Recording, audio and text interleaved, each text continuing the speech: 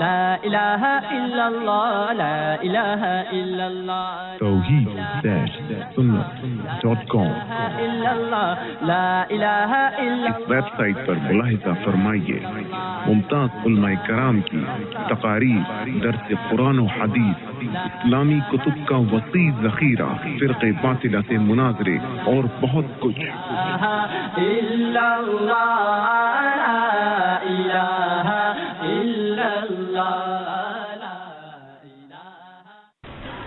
أما بعد فأعوذ بالله من الشيطان الرجيم بسم الله الرحمن الرحيم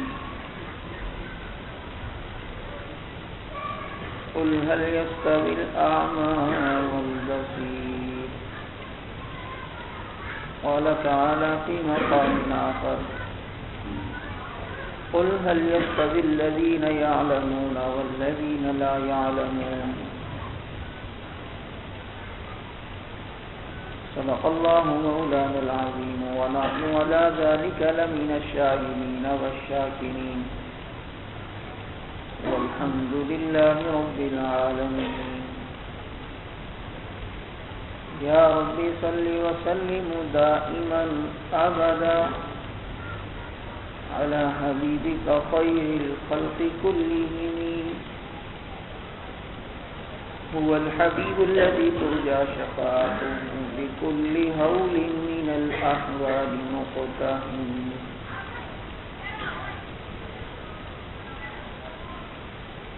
سلام اس پر کے جس کے گھر میں چاندی تھی نہ سونا تھا، سلام اس پر کے ٹوٹا بوریا جس کا بچھونا تھا،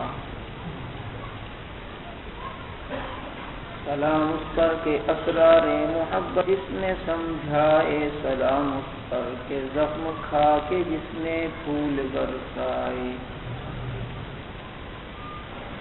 سلام اس پر جو امت کے لیے راتوں کو روتا تھا، سلام اس پر جو فرش خاک پہ جاڑے میں سوتا تھا،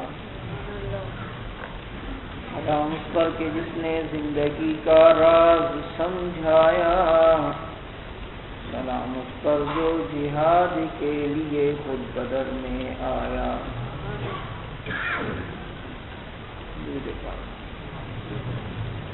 اللهم صل على سيدنا ومولانا محمد وعلى آل سيدنا ومولانا محمد وآله وبارك وسلم۔ واجب الاحترام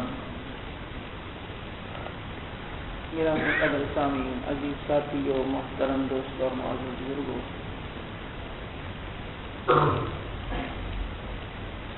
اللہ رب العزت نے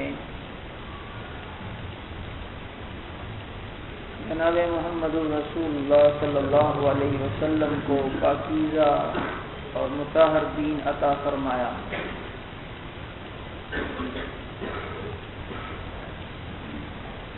اور ایسا دین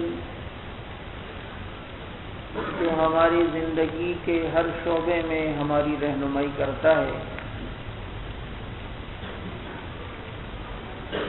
اور ایسا دین جو کبھی بھی پرانا ہونے والا نہیں ہے۔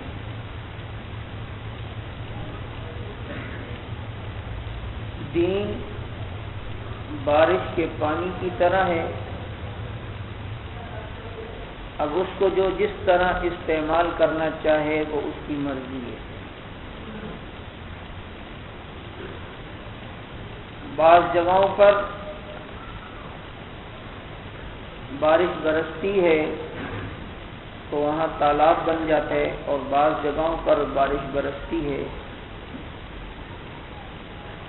وہاں کھیتیاں اگتی ہیں، اور بعض جگہوں پر یہ بارش برستی ہے تو وہاں کیچڑ اور پھسلن پیدا کر دیتی ہے۔ یہ لینے والے کی مرضی ہے کہ بارش جس حصے میں برسی ہے وہ کون سے حصے کو لینا پسند کرتا ہے۔ حدیث شریف میں اللہ کے نبی صلی اللہ علیہ وسلم نے اپنے دین کی مثال بھی کچھ یوں ہی فرمائی کہ اس دین کی مثال بارش کی ہے کہ جب بارش برستی ہے تو اب 3 طرح کی زمینیں بن جاتی ہیں. ہمارے کہ بارش بعض دفعہ سامنے پانی نظر آتا ہے یہاں تالاب بن جائے اور تالاب میں لوگ اپنی آنکھوں سے پانی دیکھ رہے ہوتے ہیں کہ یہ پانی ہے، یہ تالاب ہے، یہ بارش کی برسات کا پانی ہے. اور بعض جگہوں پر یہ بارش جب برستی ہے تو زمین کے کچھ حصے میں یہ زمین اپنے اندر پانی جذب کر لیتی ہے اور اس پانی کے اثرات سے پھل پھول، کھیتیاں، جوار، باجرہ، گندم، کپاس، یہ ساری چیزیں ابھر کے سامنے آتی ہیں. بارش کا نتیجہ سامنے نظر آتا ہے، بارش سامنے نظر نہیں آ رہی ہوتی بظاہر، لیکن یہ اگنے والی کھیتی اثر پانی کا ہے. سمجھ آ رہی ہے بات؟ اثر پانی کا ہے. یہ جو کھڑی ہوئی فصلیں گندم کی نظر آ رہی ہیں یہ اثر اسی پانی کا ہے جو برسات کی صورت میں برسا، لیکن یہاں نتیجہ سامنے نظر آ رہا ہے، پانی سامنے نظر نہیں آ رہا. اور بعض دفعہ جہاں تالاب بنتا ہے وہاں پانی بالکل سامنے نظر آتا ہے، جی یہ پانی ہے، لیکن اس پانی کو اب استعمال کرنا ہے کھیتوں کے لیے اور بہت سے کاموں کے لیے. تو جب کھیت میں پانی برسات کا گیا اور اس کے نتیجے میں گنا اگا تو اثرات پانی ہی کے ہیں. اس کھیت سے جوار، باجرہ، ضروریات زندگی کا اکثر کی حصہ وہ پانی ہمیں مہیا کرتا ہے جو نظر نہیں آتا، جو ہمیں بظاہر دکھائی نہیں دیتا، لیکن اثرات اسی پانی ہوتے ہیں. اب یہ پانی برسا، زمین کہیں پر پتھریلی تھی، وہاں پر زمین نے تالاب بنا دیا. اب لوگ آ کر پانی پی رہے ہیں. اور بعض زمین کا حصہ ایسا بنا کہ جہاں پر زمین نے پانی کو چوس لیا، جذب کر لیا، اور اسی برسے ہوئے پانی کا نتیجہ ہے کہ ہم گندم کھا رہے ہیں، ہم پھل کھا رہے ہیں، مزے مزے کے پھل اور سبزیاں ہم نوش کر رہے ہیں. یہ سارا اسی پانی کا اثر ہے. اب کوئی بے وقوف یہ کہے کہ پانی نہیں ہے، صرف جی یہ جوار کھلا رہے ہیں، پانی نہیں ہے، صرف گندم کھلا رہے ہیں، پانی نہیں ہے، صرف پھل کھلا رہے ہیں. ہر ایک کو یہ کہا جائے گا کیونکہ اب تیرے اندر وہ صلاحیت نہیں ہے، لہذا تو پھل کھانے سے مطلب رکھ، تو جوار، باجرہ، مکئی، گندم کے کھانے سے مطلب رکھ. اثر اسی پانی کا ہے لیکن تجھے دکھائی نہیں دیتا، تو اس میں تیری آنکھ کا قصور ہے. ورنہ دیکھنے والے اس کھڑی ہوئی کپاس اور کھڑی ہوئی گندم یا کسی بھی فصل کو دیکھتے ہیں تو کہتے ہیں اثر تو پانی نے دکھایا ہے. اس پانی ہی کا تو اثر تھا کہ جب ہی عوام کے لیے، لوگوں کے لیے، ہر ایک کے لیے یہ ساری ضروریات زندگی زمین سے نکلی، اثر اسی پانی کا. اب تیسرا حصہ وہ میٹیریل، وہ ایریا، وہ حصہ بنا جہاں بارش کا پانی برسا، نہ ٹھہرا ہے، نہ اس سے جڑی بوٹی نکلی، بلکہ وہ پسلن کے کام میں آیا. وہ ایک ٹیلا تھا، اس سے برف کے نیچے چلا گیا، صرف اس جگہ کو اس نے پھسلنے والا بنا دیا، نقصان والا بنا دیا، اذیت والا بنا دیا. اس بارش نے جس زمین کے حصے پر اپنا جب اثر دکھایا ہے تو زمین صرف دلدلی بن گئی، صرف پھسلنے والی بن گئی، چکنی زمین بن گئی.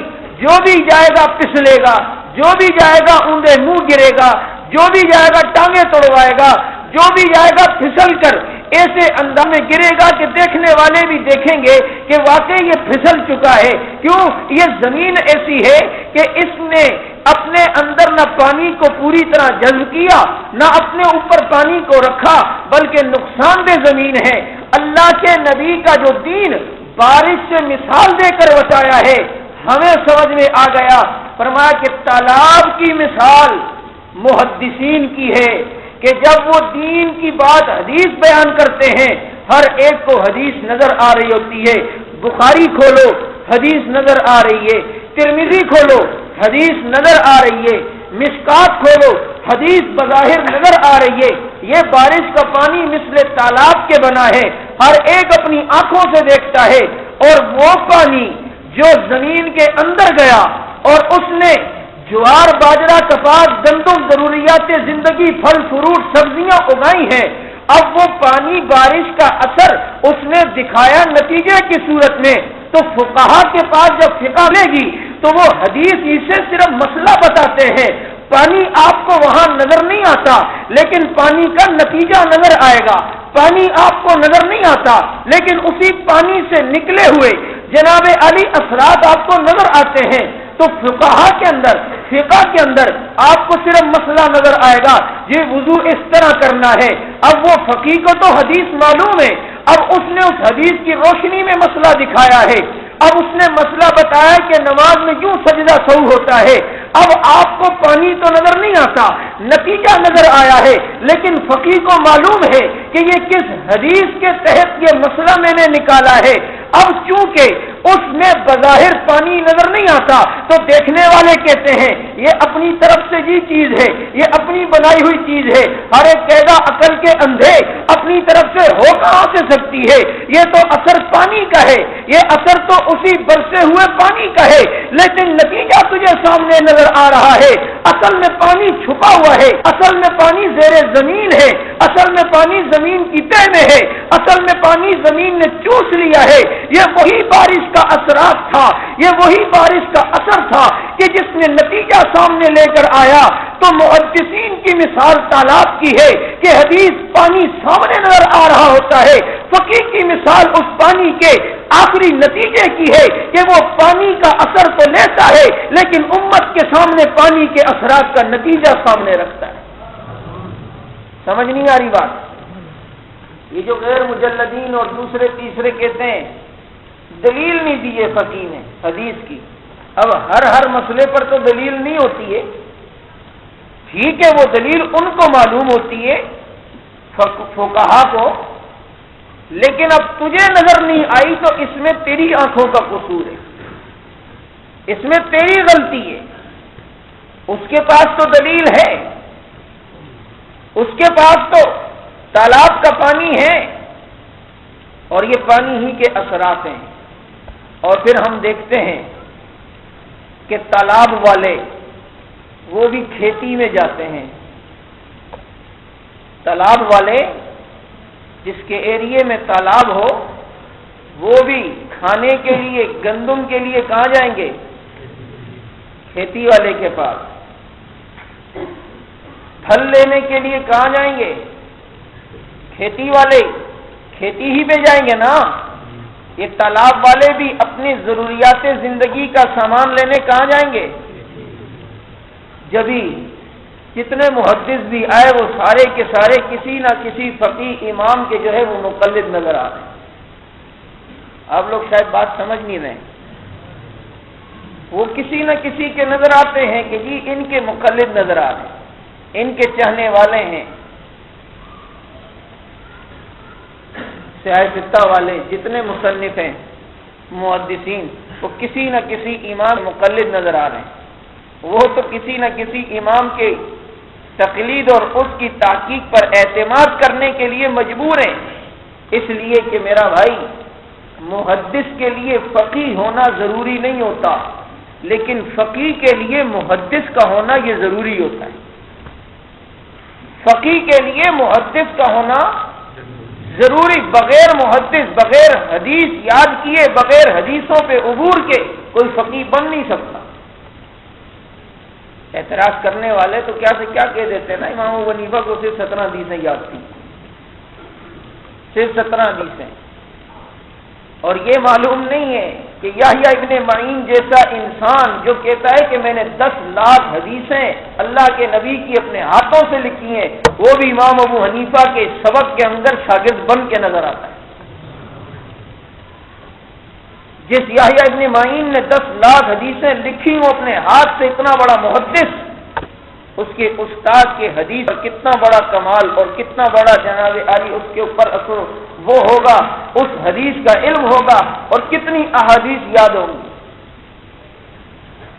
اور بعض وہ ہوتے ہیں جو نہ کھیتی والے ہوتے ہیں نہ تالاب والے، وہ بس لوگوں کو پھسلانے اور ڈبونے کے کام آتے ہیں، بس یہاں جاؤ تاکہ پھسلو، یوں کلٹی کھائی اور کلٹی کھا کے کبھی جماعت المسلمین کی گود میں، کبھی حزب اللہ کی گود میں، کبھی جماعت مسلمین کی گود میں، اور پھر وہاں سے وہ اپنی گود سے قادیانیوں کو اٹھا کے دیتے تھے، لے لو تم لے لو۔ یہ پھسلنے والی زمین ہے نا، کیونکہ دین کو صحیح طرح لیا نہیں ہے، اور جنہوں نے صحیح طرح لیا ان پر اعتماد نہیں ہے، اپنی طرف سے دین بنا لیے، اور جو لوگ دین کے بارے میں محقق تھے ان پر اعتراضات شروع کر دیے۔ سن لو، یہ دین کبھی پرانا نہیں ہوتا، یہ دین کبھی بھی پرانا نہیں ہوتا۔ اللہ رب العزت نے اس دین کی حفاظت کے لیے اللہ تعالی نے اس امت میں ایسے پختہ فقہا علماء محدثین چنے ہیں، ایسے پختہ علماء کو اللہ رب العزت نے منتخب کیا اس امت کے لیے کہ جن کو اللہ کے نبی اپنا وارث کہہ رہے ہیں، العلماء ورثۃ الانبیاء۔ تو یہ دین ایک تو لیا محدثین کی مثال تالاب کی ہے کہ حدیث سامنے نظر آ رہی ہے، فقہا کی مثال کھیتی کی ہے کہ ہوتا اسی حدیث سے نکالا ہوا مسئلہ ہے، لیکن پانی زیر زمین ہوتا ہے ہمیں نظر نہیں آتا، ہمیں وہ صرف نتیجہ دیتے ہیں۔ اور امت کو فقہ کی سب سے زیادہ ضرورت ہوا کرتی ہے، سب سے زیادہ ضرورت فقہ کی ہوتی ہے۔ لہذا آج کے دور میں کوئی کس انداز میں فقہ کی مخالفت کر رہا ہے، کوئی کس انداز میں، کوئی کس طریقے سے، کوئی کس طریقے سے۔ حالانکہ ہم یہ دیکھتے ہیں کہ محدثین کا طبقہ وہ کسی نہ کسی امام کا مقلد ہے، صحیح بات ہے یہ غلط، وہ کسی نہ کسی امام کے پیچھے چل رہا ہے۔ اور اللہ رب العزت نے ان تمام فقہاء میں امام اعظم امام ابو حنیفہ رحمہ اللہ کو اعلیٰ مقام عطا فرمایا، جو سب کے استاد ہیں، باقی سب کے کس کے ڈائریکٹ کچھ کے انڈائریکٹ۔ اور آج امام ابو حنیفہ رحمہ اللہ پر اعتراض کرنے والے یہ نہیں سوچتے کہ امام بخاری رحمہ اللہ نے جو ان کی کتاب بخاری ہے اس کی جو فضیلت بتائی جاتی ہے، اسے ایک فضیلت یہ بتائی جاتی ہے کہ امام بخاری رحمہ اللہ کی کتاب بخاری کے اندر 22 وہ احادیث ہیں جن کو ثلاثیات کہا جاتا ہے، جس میں امام بخاری اور اللہ کے نبی کے درمیان صرف 3 واسطے ہیں۔ کتنے؟ امام بخاری نے کسی اپنے استاد سے ایک حدیث نقل کی، اس استاد نے کسی تابعی سے، اس تابعی نے کسی صحابی سے، اس صحابی نے اللہ کے نبی سے، صرف 3 واسطے، ٹوٹلی 22 احادیث ہیں پوری بخاری میں۔ آج بخاری کا نام لے کر دنیا کو بیوقوف بنایا جا رہا ہے، اور بخاری کا نام لے کر امام ابو حنیفہ کے دشمن بنائے جا رہے ہیں کہ یہ ہم تو حدیث پہ عمل کرتے ہیں، یہ لوگ حدیث کو نہیں مانتے، تیرے چچا کو مانتے ہیں۔ تو 22 احادیث کے جو راوی ہیں مولانا، ان میں 20 راوی الحمدللہ امام ابو حنیفہ کے شاگرد ہیں۔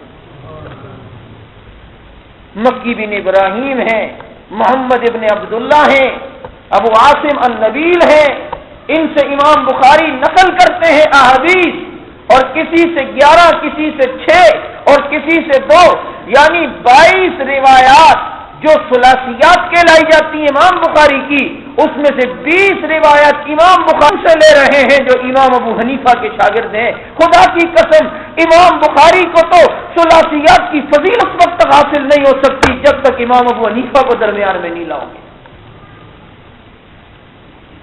اور امام بخاری کی 22 ثلاثیات ہیں، امام ابو حنیفہ رحمہ اللہ کی 161 ثلاثیات ہیں، اور امام بخاری کی کوئی ثنائیات نہیں ہے، یعنی جو صرف 2 واسطے ہوں اللہ کے نبی اور راوی کے درمیان. لیکن امام ابو حنیفہ رحمہ اللہ کی 161 ثنائیات بھی ہیں. امام ابو حنیفہ وہ احادیث روایت کر رہے ہیں جس میں روایت امام ابو حنیفہ کرتے ہیں تو بیچ میں ایک تابعی اور صرف ایک صحابی کا واسطہ ہے. اور 9 وحدانیات امام ابو حنیفہ کی، یعنی امام ابو حنیفہ وہ احادیث روایت کر رہے ہیں 9 ایسی ہیں کہ جس میں امام ابو حنیفہ اور نبی کے درمیان صرف ایک واسطہ ہے، وہ بھی صرف صحابی کا واسطہ.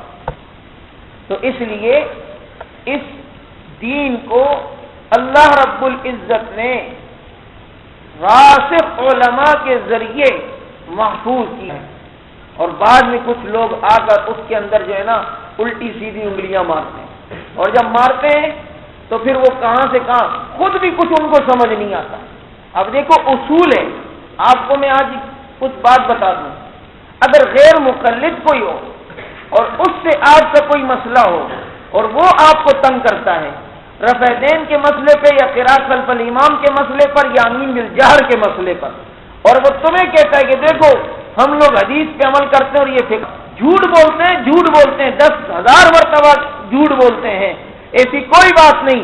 الحمدللہ احادیث ہمارے پاس ہے، مفسرین ہمارے پاس ہیں، تمہارا غیر مقلد تو کوئی ایک بھی محدث مفسر نہیں ہے. اب یہ سن لے، اب تجھے یہ کہیں گے دیکھ ہم قرآن اور حدیث کو مانتے ہیں، کتنی اچھی دعوت ہے نا، اب لہذا یہ اس کو مانتے ہیں. آپ پھر اتنے بیوقوف کیوں بن جاتے ہو کہ جب وہ اور جو باتیں کرتا ہے تو وہ اپنے اصول پہ رہ کے وہ تم سے بات نہیں کرتا، تمہیں تو وہ کہتا ہے کہ صرف قرآن اور حدیث پہ عمل کرو، اور اس کے ہزاروں مسائل قرآن اور حدیث کی مخالفت میں ہوتے ہیں، قرآن اور حدیث کے خلاف چل رہے ہوتے ہیں. اور آپ کو جب یہ بات اس نے کہی تو آپ کا کام ہے اس کو کوئی یہ اصول پھر یاد رکھنا، قرآن اور حدیث سے تم نے ہٹنا نہیں ہے. جب قرآن اور حدیث سے ہٹنا نہیں ہے تو پھر سوالات کی بوچھاڑ کر دو کہ یہ مسئلہ قرآن اور حدیث سے بتا، لا الہ الا اللہ محمد الرسول اللہ قرآن و حدیث سے بتا، بھینس کا دودھ اور گوشت حلال حرام قرآن و حدیث سے بتا، رکوع میں سبحان ربی الاعلیٰ غلطی سے پڑھا سجدہ سہو ہے یا نہیں قرآن اور حدیث سے بتا.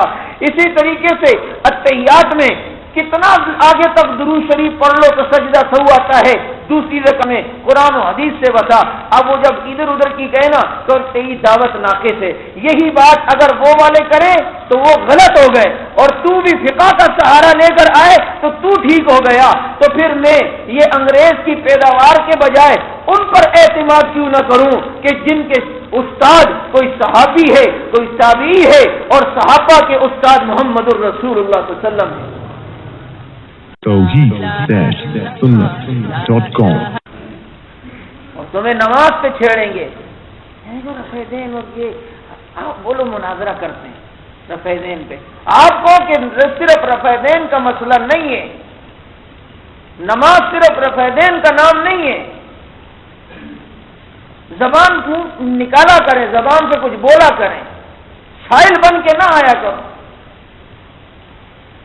بلکہ ان کو سوالات پہ لگاؤ. اپنے علماء کے پاس شاعر بن کے نہ آؤ. وہ جب تم سے سوال کرتے ہیں تو تمہارے پاس بھی جواب ہونے چاہیے، تمہارے پاس تو اصول ہے. یہ چھوٹا سا بچہ ایک لگا ہوا ہے کسی کے ساتھ اور اس کی بات سننے کے لیے وہ تیار نہیں، کیوں؟ اس اصول پہ اس نے رکھا ہے کہ جب قرآن اور حدیث سے بات کرتے تو یہ مسئلہ قرآن اور حدیث سے بتاؤ. ایک کلمے پہ روک کے رکھا ہے. بولنے کا طریقہ ہونا چاہیے. ہم لوگ جو ہے نا ایسے وہ بن جاتے ہیں، ذرا سا کسی نے آگے امام صاحب یہ کیا مسئلہ ہو گیا، یہ کیا، تو بھائی تیرے منہ میں زبان نہیں ہے، تو بھی اس سے سوال کرنا. تجھے وہ دعوت دے رہا ہے قرآن اور حدیث کی تو آگے سے کہ ٹھیک ہے یہ مسئلہ پھر قرآن اور حدیث سے بتا. بھائی تیرا دعویٰ یہ ہے کہ میں قرآن اور حدیث کے علاوہ کسی تیسری چیز کو نہیں مانتا، تو اپنے اس دعوے پہ پورا ہونا چاہیے یا نہیں؟ اور پوری اور صرف رفع دین اور اس کی بات کیا کریں. تو ماما بات یہ ہے پپو جان کہ صرف قراءت خلف الامام اور آمین بالجار ان کا نام صرف نماز نہیں ہے، نماز تکبیر تحریمہ سے سلام تک کا نام ہے، نماز تکبیر تحریمہ سے سلام تک کا نام ہے۔ کون لوگوں کو بیوقوف بناؤ، لیکن انشاءاللہ ہمیں نہیں بنا سکتے۔ نماز تکبیر تحریمہ سے سلام تک کا نام ہے۔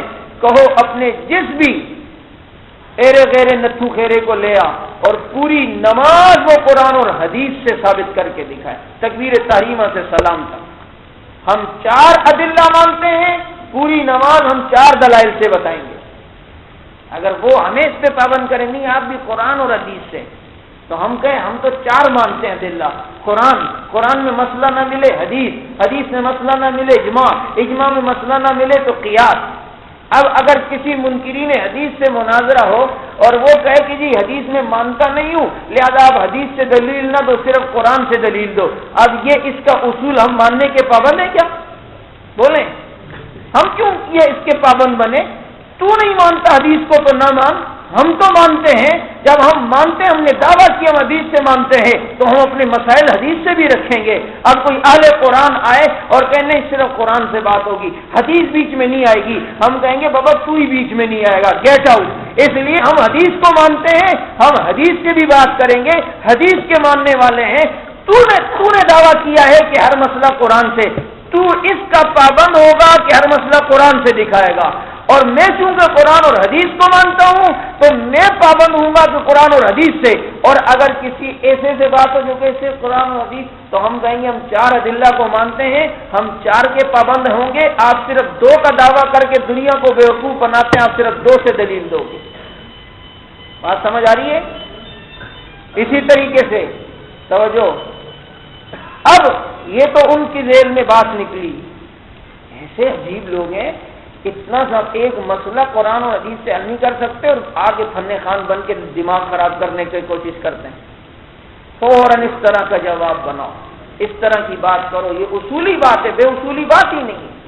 کوئی بے اصولی بات نہیں بتا رہا کہ جس پہ وہ نہ مانے یا وہ ایل حجت کرے، آپ کو بھئی آپ کے اصول ٹھیک ہے، اس پہ رہ کے مسئلے معلوم ہو بس خود موت بنے گے، خود فقیہ بنے۔ اچھا خود قیاس کرے تو قیاس کیسے ہیں؟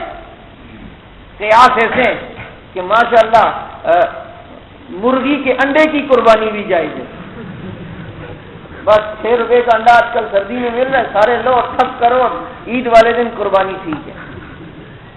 میاں یہ قیاس کرنا ہر ایک کا کام نہیں ہوتا حدیث سے، یہ فقیہ کا کام ہوتا ہے، یہ کھیت والے کا کام ہے۔ انڈے کی قربانی بھائی کہاں سے تو نے ثابت کر دی؟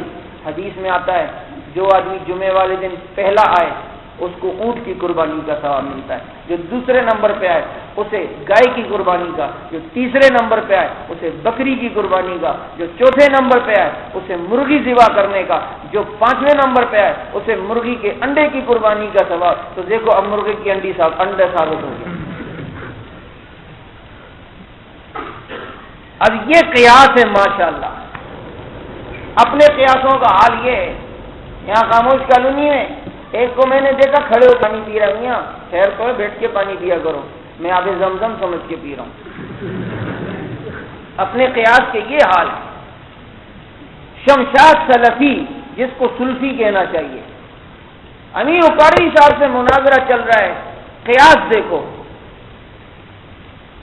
قراءت خلف الامام پر وہ کہتا ہے کہ نہیں مقتدی سارے کے سارے جو ہے نا وہ بھی قراءت کریں گے امام کے پیچھے، اور حضرت نے فرمایا من کان لہ الامام فقراءۃ الامام لہ قراءۃ، یہ حدیث آ گئی ہے، وہ جو ہے لا صلاۃ الا بفاتحۃ الکتاب، وہ منفرد کے لیے ہے کہ کوئی اکیلا نماز پڑھے تو وہ اپنے لیے سورہ فاتحہ ضرور پڑھے، لیکن جب مقتدی بن جائے تو اس کے لیے الگ حکم ہے۔ تو امام کی قراءت سب کی قراءت ہے۔ تو دوران مناظرہ دلیل کیا دیتا ہے؟ کہتا ہے اچھا پھر تو امام کی بیوی سب کی بیوی ہو گئی۔ حضرت نے فرمایا امین وقاری بھی امین وقاری تھے، حضرت نے فرمایا ہم تو آج تک امام و حنیفہ کے قیاس پر عمل کرتے آئے ہیں، آج ماشاءاللہ آپ کے حضرت صاحب نے قیاس کیا ہے، ماشاءاللہ آپ سارے اس پر عمل شروع کر دیں۔ ایک قیاس اس نے زندگی میں کیا اس پہ بھی تو کرو۔ یہ انتہا ہیں، یہ حالات ہیں۔ ایک مناظرے میں کہنے لگے یہ 4 اماموں کی مثال یہ ہے کہ کوئی بھینس کے 4 تھنوں کو پکڑ لے دودھ کے، ایک نے 1 تھن پکڑ لیا، دوسرے نے دوسرا، تیسرے نے تیسرا، چوتھے نے چوتھا، یوں جو ہے کر رہے ہیں۔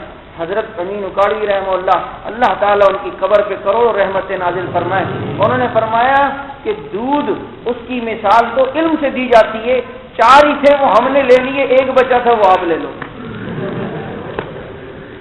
4 تھے وہ تو، ایک امام شافعی نے، ایک امام ابو حنیفہ نے، ایک امام مالک نے، ایک امام احمد بن حنبل نے، اور دودھ کوئی خواب میں دیکھے کہ دودھ کا پیالہ پی رہا ہے تو سمجھ لو کہ اللہ پاک اسے علم دے گا۔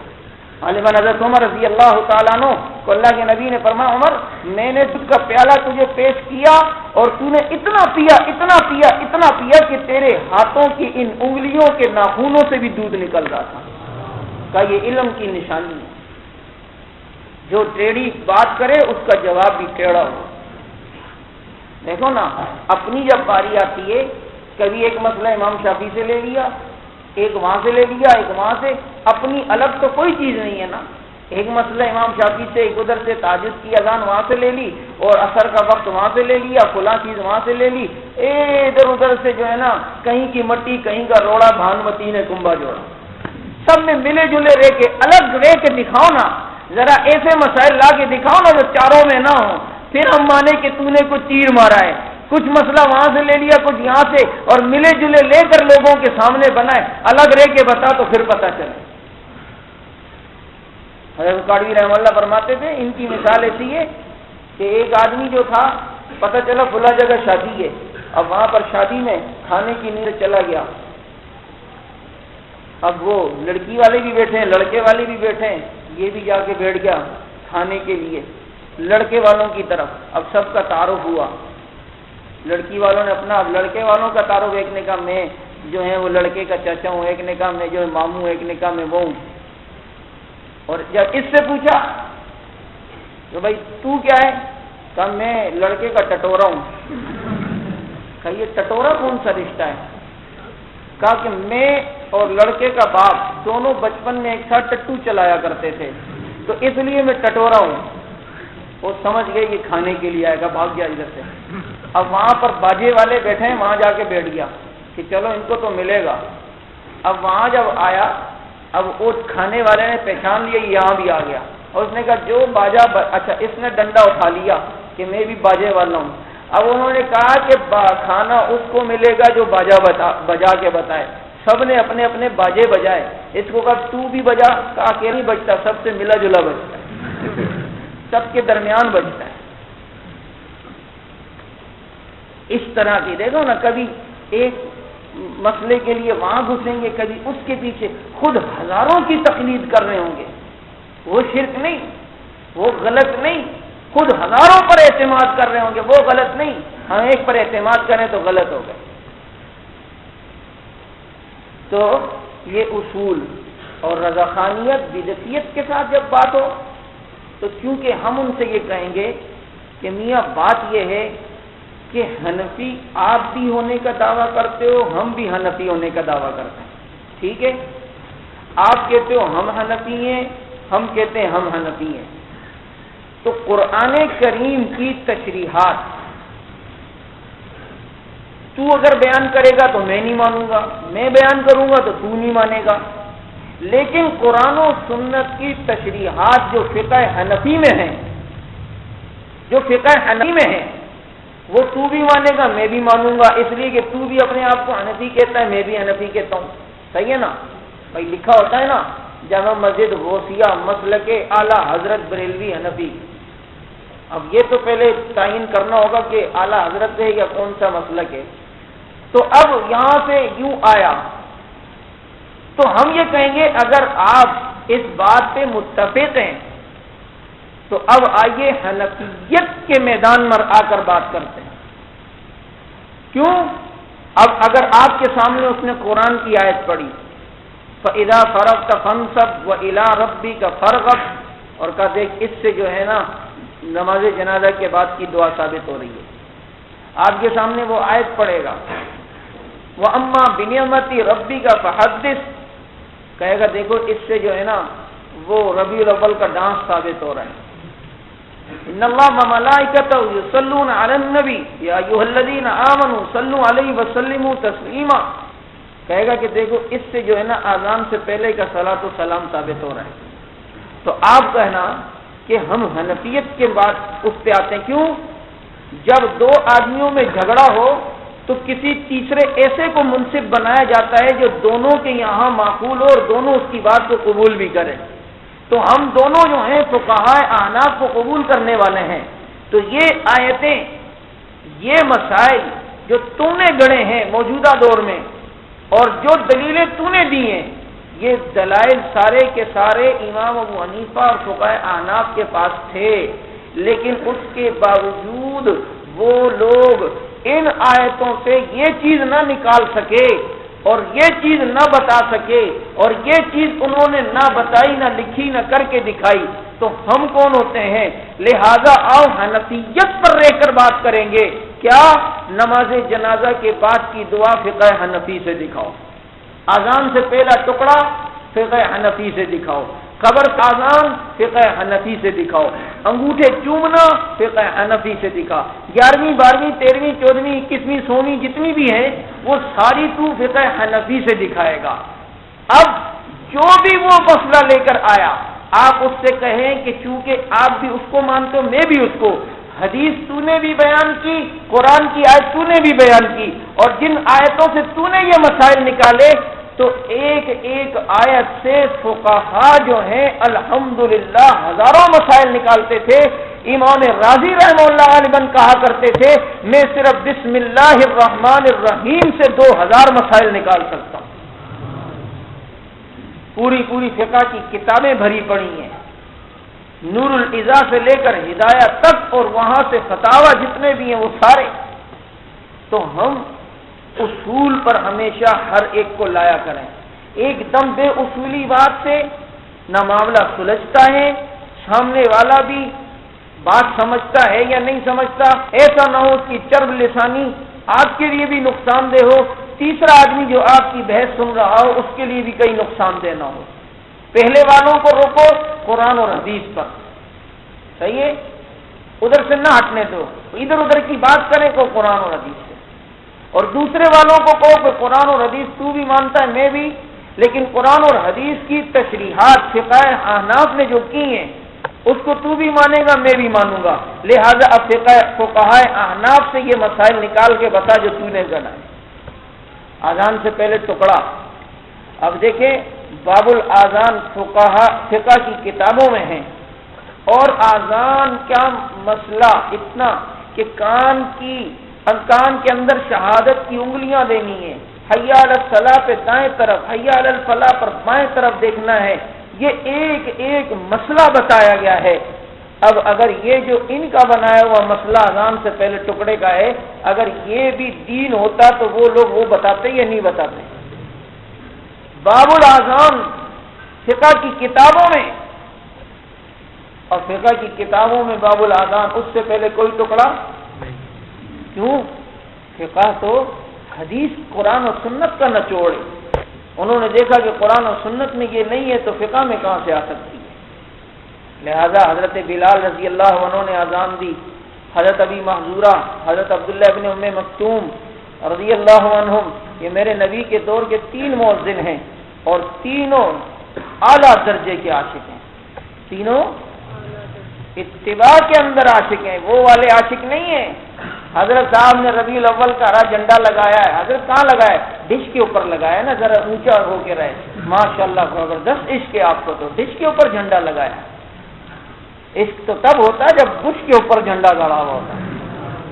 کیا خیال ہے؟ آج بھی گاڑنے والوں نے ایسے جھنڈے گاڑے ہوئے ہیں کہ الحمدللہ دن رات وہ جو ہے نا بش اور ٹش سارے ٹھس ہوتے جا رہے ہیں. اور میرے دوست لوگ کہتے ہیں کہ مجاہدین کے سے کیا فائدہ ہوا یا امریکہ کو کیا نقصان پہنچا. امریکہ کی تاریخ کے اندر پہلی بار الحمدللہ اب امریکہ ملکوں کے اندر قرضوں کے لیے کشکول لے کے پھر رہا ہے. پھرا یا نہیں پھرا؟ بولو. کشکول لے کے جا رہے ہیں سعودیہ والوں سے، عرب سے، ان سے کہتے ہیں ہمیں جی اتنے ارب ڈالر دو، ہمیں اتنے ارب یہ روپے دو، یہ اللہ کی مدد نہیں ہے تو اور کیا ہے؟ ابھی تو اور دیکھو انشاءاللہ ابتدا ہے، عشق روتا ہے کیا، آگے آگے دیکھیے ہوتا ہے کیا۔ اللہ تعالی نے ایسی استقامت دی ہے اپنے ان خاص بندوں کو، مجاہدین کو، کہ ان کی استقامت کے اثرات انشاءاللہ پوری دنیا اپنی آنکھوں سے دیکھ رہی ہے۔ پوری دنیا پریشان ہے، امریکہ کے کئی بینک دیوالیے ہو رہے ہیں، کئی جگہوں پر ان کی کمپنیاں دیوالیے ہو رہی ہیں، ان کی کابینہ، ابھی وہ اوباما، کیا نام ہے ماما کا، وہ اوباما جو ہیں ڈاڈا آگے سے کہہ رہے ارے ابھی تو ہم جو ہے دہشت گردی کے خلاف جنگ کو چھوڑو بعد میں لڑے گا، ہم پہلے اپنی معیشت کو ٹھیک کرے گا، کیونکہ لیاری اور ٹھٹا والوں نے بڑا جشن منایا نا، جیسے ان کا چچا وہاں پر صدر بنا ہے۔ کافر کو کوئی سیٹ ملے اس پر مسلمان خوش ہو رہے ہو، یہ کہاں کا اسلام ہے، یہ کہاں کی مسلمانیت ہے، یہ کہاں کا دین ہے؟ تو میں نے کہا حضرت صاحب جھنڈا ڈش پہ نہیں، عشق کی نشانی یہ ہے کہ جھنڈا بش کے اوپر گاڑ کے دکھا، اور الحمدللہ گاڑنے والوں نے جھنڈے کو چھوڑ اللہ کا لاکھ لاکھ کرم ہے پورے جہاز گاڑ کے دکھائیں۔ اور یہ بھی آپ کو بتا دوں کفر کو جو دھچکا لگا ہے کہ ورلڈ ٹریڈ کے واقعے کے بعد اور ورلڈ ٹریڈ سینٹر کے واقعے کے اندر اللہ رب العزت نے جو مجاہدین چنے ان میں کوئی حنفی تھا، کوئی حنبلی تھا، کوئی مالکی تھا، کوئی شافعی تھا، الحمدللہ اللہ نے یہاں پر بھی بتا دیا ہے دین کے ہر کاموں کے اندر تمہیں یہ چاروں میں سے کوئی آگے ملے گا۔ توحید-سنت.com تو یہ اصولی موقف کو اختیار کر کے بات کریں گے تو انشاءاللہ العزیز سارے مسائل سامنے سمجھ آئیں گے۔ اور آخر میں نے جمعے میں بھی یہ بات عرض کی تھی کہ جیسے اسلامی نظریاتی کونسل کے نام سے ایک کمیٹی بنی جس نے جو ہے وہ ایک فتویٰ دیا ہے اور فیصلہ کیا ہے کہ اب ماشاءاللہ طلاق جو ہے مرد کے بجائے عورت مرد کو دیا کرے گی۔ ہوشیار رہنا، اب جو ہے نا مرد عورت کے پیچھے پیچھے گھومے گا۔ اسلامی نظریاتی کینسل ہے، یہ اس نے اسلام کے نظریات کینسل کر دیے۔ ایسے غیرت قسم کے درباری ہر دور کے حکمرانوں کو ضرور ملے، ہر دور کے حکمرانوں کو درباری ضرور ملیں، اس لیے دستار کے ہر تار کی تحقیق ہے لازم، ہر صاحب دستار معزز نہیں ہوتا۔ ضروری نہیں ہے کہ کوئی جبے شبے کبے میں اور آپ کے علامہ ہیں، اندر سے دیکھو پکا ڈرامہ ہے، پکا ڈرامہ ہوگا یہ۔ ہمارے یہاں دیکھو نا جن کو اوپر اوپر بٹھایا ہوا ہے سارے نااہل ہیں۔ وہ حج کا بڑا بنایا حامد سعید کاظمی کو، وہ حجاج کو حج کی سیڑھیاں دینے کے بجائے بیچارے حاجیوں نے جا کے گھروں میں سیڑھیاں لگائیں، ابھی بیت اللہ آئے گا، طواف آئے گا، وہاں دیکھا ماشاءاللہ فلم کی اداکارہ انڈیا کی ناچ رہی ہے، یہ کون سا طواف ہے؟ افسوس کا مقام ہے ایسے لوگوں کو جو ہیں وہ حج کا جو ہے وہ بڑا بنایا ہوا ہے۔ اس کو کیا معلوم، اس کے باپ کے کرتوت تو الحمدللہ ہمیں معلوم ہے، بیٹے کے کیا حال ہوں گے جو حاجیوں کو حج کی سی ڈی کے بجائے ان کو انڈیا کی فلموں کی سی ڈی پا دیں۔ ایسے نااہل لوگ ہمارے اوپر مسلط ہو چکے ہیں۔ چاند دیکھنے والے کو اس کو بنایا ہے جس کے اتنے موٹے موٹے چشمے، اس کو بیگم نظر نہیں آتی، چاند نظر دیکھنے کے لیے چڑھا ہوا۔ ان کو نااہلوں کو سارے جو ہے نا، تو اب جو ہے وہ بنا رہے ہیں قانون کہ عورت شوہر کو طلاق لکھ کے دے گی، میں تجھے طلاق دیتی ہوں، 90 دن کے اندر اندر مجھے اب طلاق دے دینا، ورنہ جو ہے 90 دن کے بعد خود طلاق ہو جائے گی۔ لہذا اب وہ شوہر کو طلاق دے گی، اب وہ 90 دن کے اندر اس کی خوب منت سمجھ کیا راضی شاہ خور بنے راضی شاہ، وہ اس کو جو ہے خوب منائے گا، اور وہ جو ہے یوں اکڑ کے بیٹھے گی، نہ 90 دن گزریں گے خود طلاق ہوگی، کوئی طلاق والا یہ طلاق ہوگی، کوئی طلاق نہیں ہوگی۔ یہ تھوڑی ہے کہ ان بغیرتوں کے بنائے ہوئے قانون کی وجہ سے اللہ کا قانون بدل جائے گا۔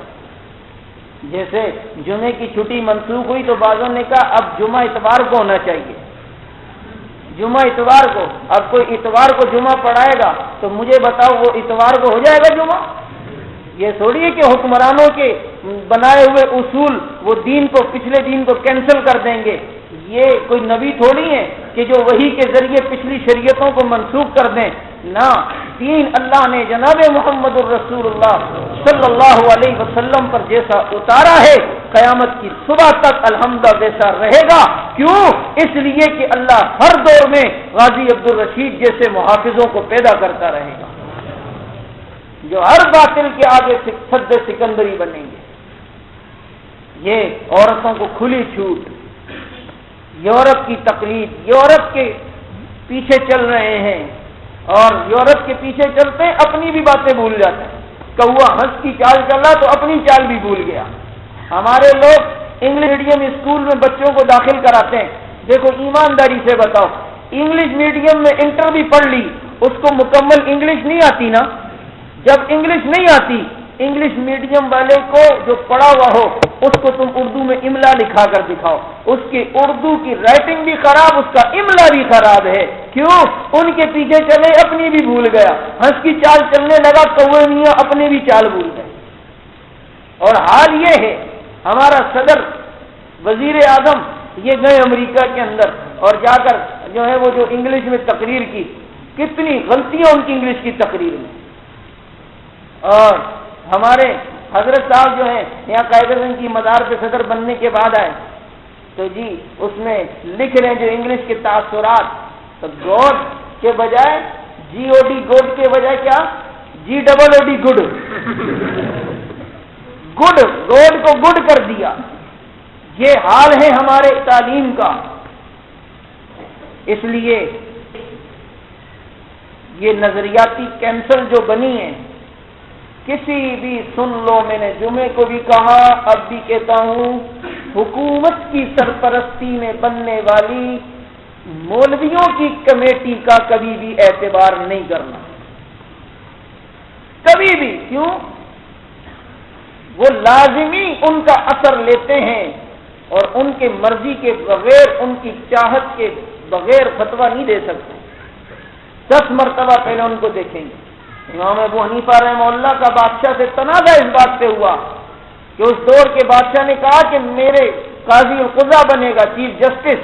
انہوں نے کہا بن تو جاؤں لیکن پھر فیصلہ تیرے اختیار میں کرنا پڑے گا۔ کیوں؟ بعد فیصلے میں وہ کروں گا جو تجھے منظور نہیں ہوں گے، تو تو اس کو قبول نہیں کرے گا تو مجھے یہ عہدہ ہی قبول نہیں ہے۔ لہذا اس پاداش میں امام ابو حنیفہ رحمہ اللہ کو جیل میں ڈالا، اور اسی جیل کے اندر سے امام ابو حنیفہ رحمہ اللہ کا جنازہ نکلا، اور اس جنازے کو دیکھ کر 90 لاکھ جو ہے عیسائی نبی کا کلمہ پڑھ کے مسلمان ہو گئے۔ تو اس طرح دوستو دین کو مختلف طریقوں سے بگاڑا جا رہا ہے۔ کہیں تو باطل اپنے غلط عقائد کے ذریعے سے آ رہا ہے، اور کہیں پر ہمارے دین کو مذاق بنایا جا رہا ہے، اور ہمارے دین کے جو اصول اور جو حدود ہیں ان کے اندر انگلیاں مار کر دین کو جو ہے وہ خراب کرنے کی کوشش کی جا رہی ہے۔ ایسے حالات میں اگر ہم دین کے محافظ بن گئے، مجھے بتاؤ اللہ رب العزت ہم سے راضی ہوں گے یا نہیں ہوں گے؟ اللہ پاک ہم سے خوش ہوں گے یا نہیں ہوں گے؟ مرنا تو ہے ہی ہے، کیوں نہ عزت کی موت مریں، اس دین کی حفاظت پر مر جائیں، تاکہ ہمارے جنازے کے اندر صرف ہمارے رشتہ دار ہی نہیں، اللہ کے فرشتے بھی جنازے میں شریک ہوں۔ اس لیے موجودہ دور کے اندر اسلام کے بارے میں یہ سارے حالات بن رہے ہیں۔ اور دیکھو قربانی آ رہی ہے، بعض نام نے آج جدت پسند قسم کے لوگ کہتے ہیں قربانی بھی اس وقت ہوتی تھی جب غریب لوگ ہوتے تھے، تو کبھی کبھی مسلمان جب قربانی کے دنوں میں جانور ذبح کرتے تو پھر جو ہے نا وہ غریبوں کو سال میں ایک بار گوشت کھانے کو ملتا۔ اب تو سارے امیر ہیں، وہ جو عیدی سینٹر میں وہ جو بچے دے کے جا رہی ہیں عورتیں، وہ تو کروڑ پتی ایسی بس دے کے جا رہے ہیں شوقیہ طور پہ۔ اب تو جو سارے امیر ہیں، اب قربانی کے بجائے یہی قربانی والے پیسے یہ اگر ہم جو ہیں وہ غریبوں کو، زلزلے والوں کو اور فلاں والوں کو دے دیں تو یہ زیادہ اچھا نہیں ہوگا؟ اب جانوروں کی نسل کشی بھی ہو رہی ہے، جانور جو ہے وہ نسل کشی ہو جائے گی، ایک یہ نقصان، دوسرا یہ کہ ہر ایک کے پاس گوشت تو وافر مقدار میں آ جاتا ہے، لہذا اب یہ چاہیے کہ اس قربانی والے جانور کے پیسوں کے بجائے ان پیسوں کو غریبوں کو دے دو۔ کیا خیال ہے؟ ایسا ہونا چاہیے؟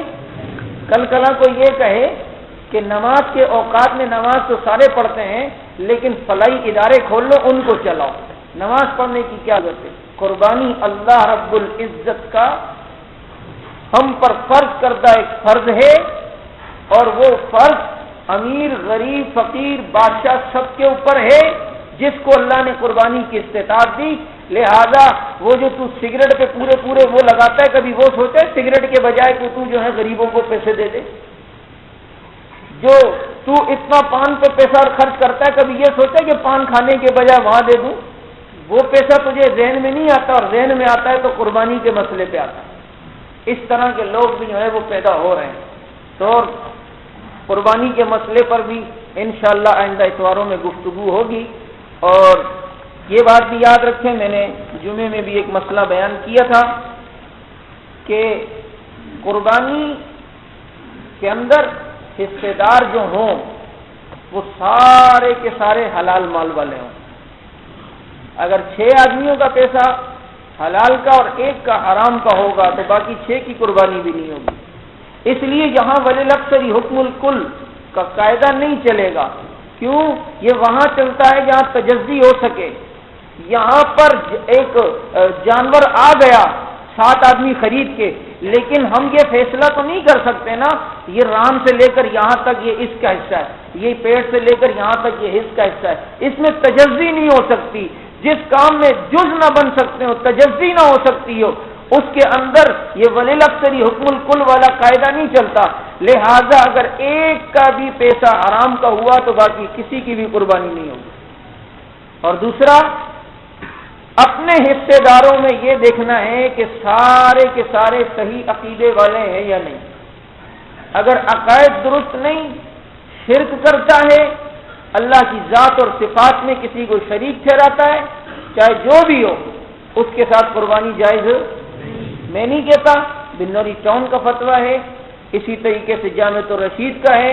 ضرب مومن میں ہر حال یہ مسئلہ ہے کہ جو شخص اللہ کے علاوہ کسی اور کو عالم الغیب سمجھے، مختار کل سمجھے، اللہ کے علاوہ کسی اور کو ہر جگہ موجود سمجھے، اللہ کے سوا کسی اور سے ما فوق الاسباب پکارے اور مدد مانگے، ایسے آدمی کے ساتھ قربانی جائز نہیں ہوتی ہے۔ اس لیے کسی اور کو راضی کرنے کے لیے اپنی قربانی کو ضائع نہیں کرنا۔ اور قربانی جس کے اوپر زکوٰۃ فرض ہے اسی کے اوپر قربانی بھی واجب ہے۔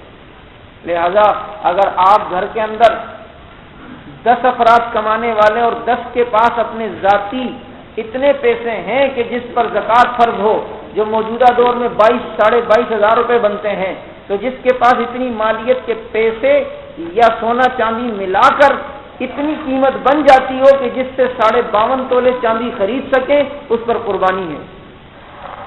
اور قربانی یہ ہر بالغ پر اور صاحب استطاعت پر یہ واجب ہے، اور جو نہیں کرے گا تو پھر یہ سن لو یہی پیسہ کسی اور طریقے سے بھی اللہ نکال لے گا۔ لیکن جو انسان اللہ کی راہ میں مال خرچ کرتا ہے، اللہ پاک جو ہیں وہ اس کو کیا کرتے ہیں، اس کے مال کو بڑھاتے ہیں۔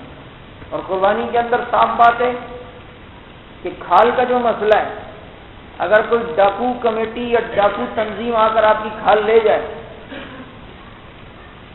تو ایسی صورت میں کھال کی جتنی قیمت ہے اس قیمت کے برابر صدقہ کرنا یہ ضروری ہے، اس قیمت کے برابر۔ اور کسی بھی غلط تنظیم کو کھال دینا جائز نہیں ہے، جو جمہوریت کا نام لیتی ہو، لسانیت کا نام لیتی ہو، قوم پرستی کا نام لیتی ہو، ان کے لیے کھال جائز نہیں ہے۔ اس لیے اگر آپ لوگ ڈٹ کے مقابلے جان جانے کا خطرہ ہے وہ ہے تو اور یہ ڈر ہے کہ وہ ہماری کھال نہ اتار دیں اور آپ کے اندر اتنی وہ ہمت نہیں ہے کہ آنکھ میں آنکھ ڈال سکیں، تو ٹھیک ہے، شر سے بچنے کے لیے بہتر تو یہ ہے کہ کسی ایسی جگہ پہ اپنے جانور لے جاؤ جہاں پہ شریر نہ ہو، وہاں ذبح کرو۔ اور اس کے بعد جو ہے اگر ایسے حالت نہیں اور ان کو دے دی اس کے برابر پھر آپ کو پیسے دینے ہوں گے. اور کسی بھی لسانی جمہوری جماعت کو پیسہ کھال دینا جائز ہے. سمجھ میں آ رہی ہے بات کہ نہیں آ رہی ہے؟ اور انڈے کی قربانی بھی ہاں نہیں ہے. اور پنجاب کے اندر قربانی کے دنوں میں ایک ساتھی نے جماعت الدعویٰ کے اس نے فون کیا, ارے کھال پڑی آ کے لے جاؤ. او بھائی لشکر طیبہ والے بھم بھم موٹر سائیکلیں بھگاتے ہیں, کہاں ہے کھال کہاں ہے؟ نہیں کہ یہ ہے نا کہ کھال کہیں تو انڈے کے چھلکے ہیں. کہا کہ بھائی جس چیز کی قربانی ہوتی ہے اس کا اوپر کا حصہ وہ کھال ہوتی ہے, تو ہم نے انڈے کی قربانی کے اوپر کا حصہ کھال ہے, لے جاؤ. یہ آپ لے جائیں ماشاءاللہ سرمندہ پرتا سراغلے یا بلکار گوا. تو اور قربانی ہوگی بھی تیسرے دن کی مغرب سے لے تک, چوتھے دن کی کوئی قربانی نہیں ہوتی. جو چوتھے دن اپنی قربانی کرتا ہے وہ اپنی قربانی کو ضائع کر رہا ہے. تیسرے دن کی مغرب تک. اور اس کے متعلق اور قربانی کیا ہے اور اسلام کا فلسفہ ہی قربانی ہے.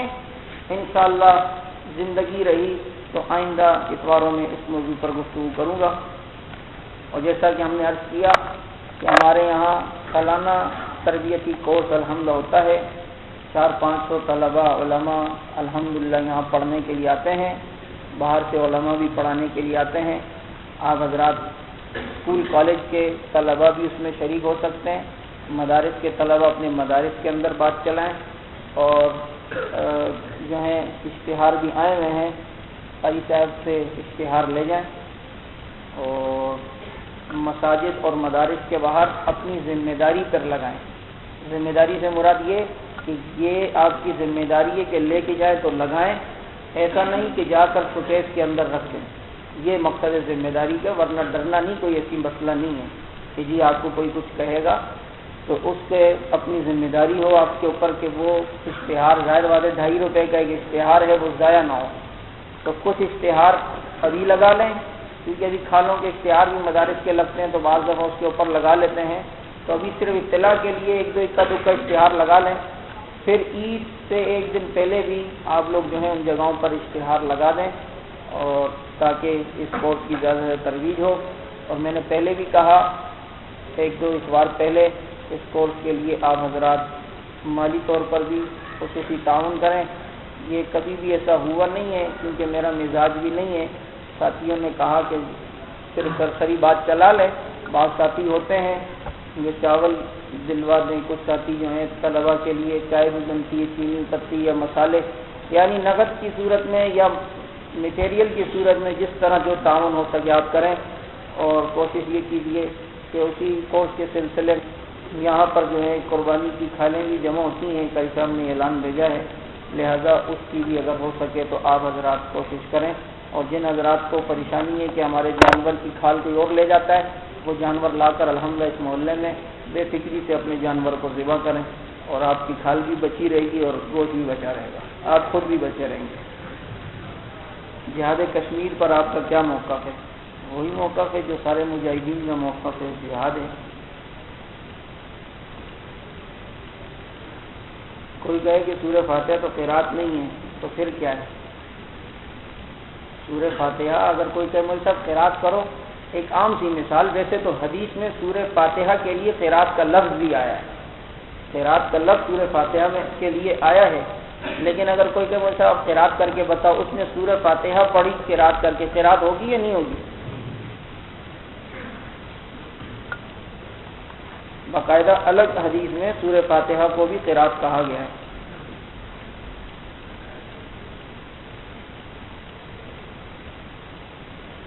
ہر طرف فتنوں کا دور, اس میں طلبہ کو کیا کرنا چاہیے؟ کورس میں آنا چاہیے. سبحانك اللهم وبحمدك نشهد ان لا اله الا انت نستغفرك ونتوب اليك. اللهم صل على محمد النبي الامي وعلى اله وصحبه تسليما.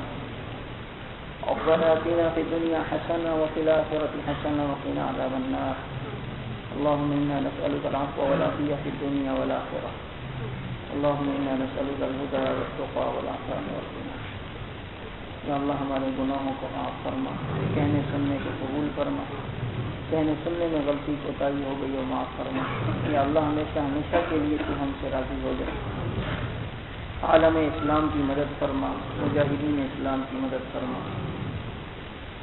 یا اللہ ہمارے آنے والے کورس کو کامیاب فرما، سارے وسائل غیب سے پورے فرما، ہر قسم کی شرور سے حفاظت فرما، ہر سالوں کی طرح اس سال میں اللہ کامیاب فرما، بہتر سے بہتر طریقے سے کامیاب فرما۔